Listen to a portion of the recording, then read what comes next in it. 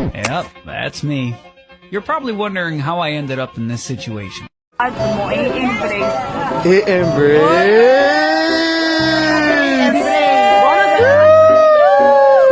Akong na-learning pod. Ang akong na-learning pod sa pagkatang. Amin na kanang mag-uhay ra nakapunta here sa Bohol. Ang akong ikasulpid, basta magdinarong lang, di lang magdinara, magformal o anidere. Aron ang mga tao, ikuan mo, i-embrace.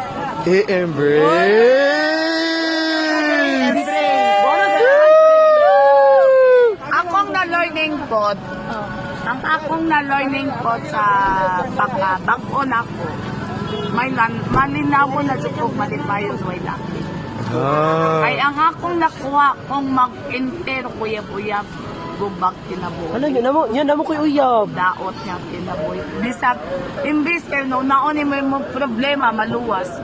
Nawa ka na ka. Ay ang imong giluwas, ang life. Mo ba Then, niya? usapod, then naglusot ko kagbo para Nya, maluwas. unsa may imong advice nako namo ko'y uyab niya. Ako is ayaw lang palabi sa ayaw palabi kay ang gugma is makagubang. Sige kaon na dira. Sabi sa tanin niya. Alisa. Hoy mga